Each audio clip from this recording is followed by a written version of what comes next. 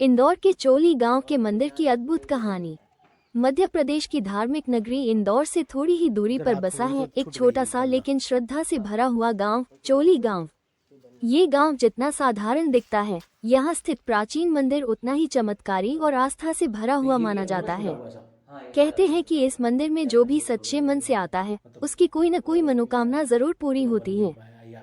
मध्य प्रदेश की धार्मिक नगरी इंदौर से थोड़ी ही दूरी पर बसा है एक छोटा सा लेकिन श्रद्धा से भरा हुआ गांव, चोली गांव।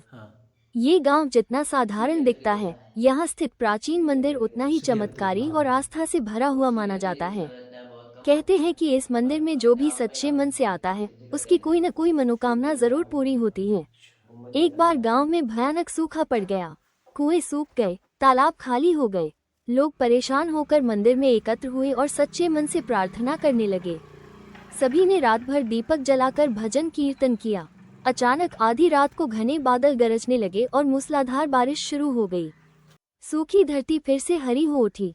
लोगों की आंखों से आंसू बहने लगे और सभी ने कहा, चोली गांव का मंदिर सच्चे भक्तों की कभी परीक्षा नहीं लेता, वो सीधे कृपा करता है। पुष्पन काल आज का चोली गांव मंदिर। आज यह मंदिर केवल एक पूजा स्थल नहीं, बल्कि आस्था, विश्वास और चमत्कार का प्रतीक बन चुका है। हर वर्ष यहाँ विशेष मेलों का आयोजन होता है। सैकड़ों श्रद्धालु दूर दूर से आते हैं। भक्त अपनी मनोकामनाएं लेकर दर्शन करते हैं।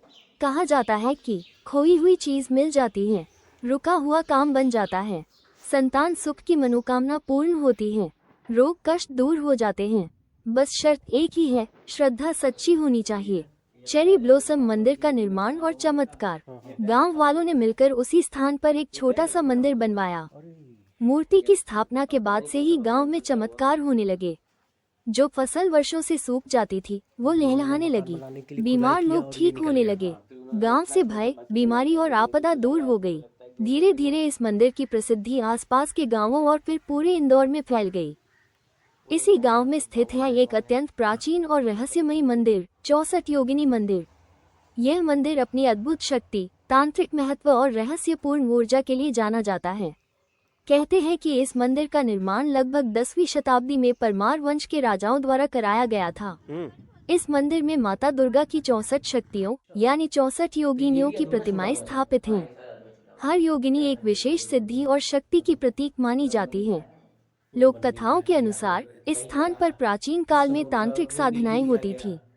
दूर दूर से साधक यहाँ रात के समय सिद्धि प्राप्त करने आते थे। आज भी लोगों का विश्वास है कि यहाँ सच्चे मन से की गई प्रार्थना कभी व्यर्थ नहीं जाती।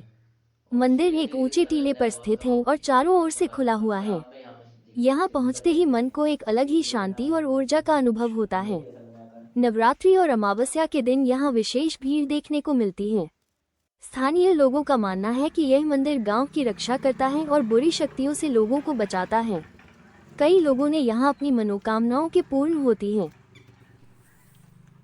मेरी ये स्टोरी अच्छी लगे तो प्लीज़ मेरे चैनल को लाइक, शेयर एंड सब्सक्राइब जरूर करें।